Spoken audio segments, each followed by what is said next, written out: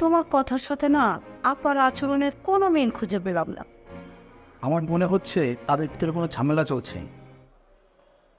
শিলাপা office তো বন্ধ, কোথায় যাচ্ছ? বাইরে। চেহারা এত বিষণ্ণতার ছাপ কেন? বাবা মা দুজন দুই ভাই বোনের কাছে থাকছে, বৃদ্ধাশ্রমে তো আর যাচ্ছে না।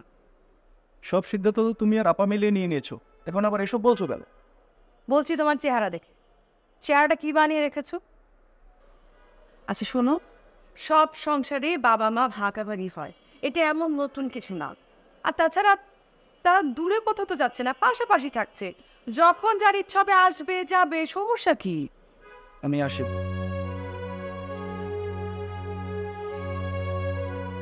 অদ্ভুত।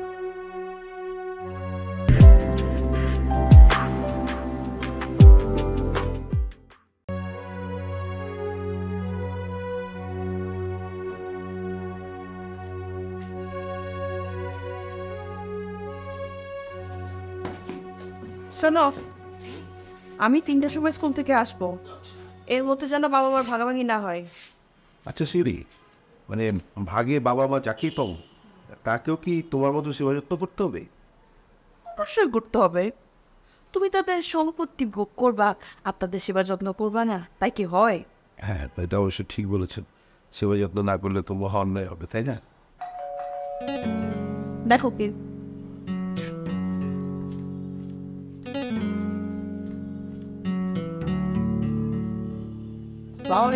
ভাই, দেখো কি আসছে। আপা, এই আফদুল্লাহ ভাইকে সালাম করো। কিরে তোরা হঠাৎ ঢাকায় কি মনে করে? আসছে শিলার মেডিকেল চেক আপ করার জন্য, তাই ভাবলাম চাচা চাচিকে দেখে যাই, অনেকদিন দেখি না। তোমরা ভালো আছো তো আপা? হ্যাঁ হ্যাঁ, হ্যাঁ মানে ভালো। তো আব্বা আম্মা তো আমাদের এখানে থাকে না, ওরা থাকে শিমুলের বাসায়। জানি। আচ্ছা বকুল, সত্যি করে বলতো, তোদেরকে কি আব্বা ফোন করে আসতে বলেছেন? কই না তো, কোনো কিছু হয়েছে নাকি আপা? ওখানে গেলেই জানতে পারবা।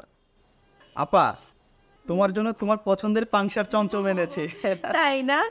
কিন্তু আমার তো একটু সুগারের সমস্যা রে, একটা মিষ্টি খাওয়াই ছেড়ে দিয়েছি। তুমি খাও না, আমার তো সুগারের সমস্যা নেই, আমি তো খাই।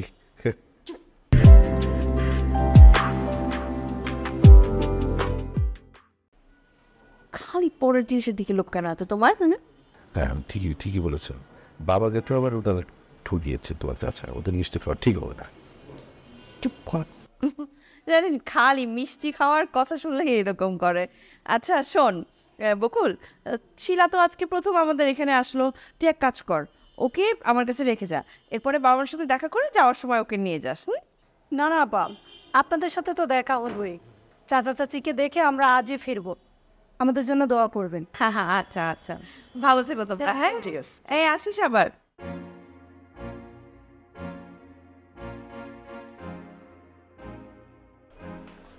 এই শোনো, তোমার কথার সাথে না আপার আচরণের কোনো মিল খুঁজে পেলাম না। আমার মনে হচ্ছে তাদের ভিতরে কোনো ঝামেলা চলছে। আচ্ছা চলো আমরা ডাক্তারের কাছে যাই, আজকে আর কোথাও যাব না। না না না, বিষয়টা কি হচ্ছে এটা জানার জন্য হলো তো চাচা চাচির সাথে দেখা করা দরকার। এই প্রথম আমি তার বাসায় আসলাম, নিজেদের ভিতর যত ঝামেলাই থাক, আমাদের সাথে এমন আচরণ করা একদমই উচিত হয়নি। তুমি মন খারাপ করো না, ঝামেলাটা কি নিয়ে এটা জানার জন্য হলো তো চাচা চাচির সাথে দেখা করা দরকার। তুমি এ নিয়ে মন খারাপ করো।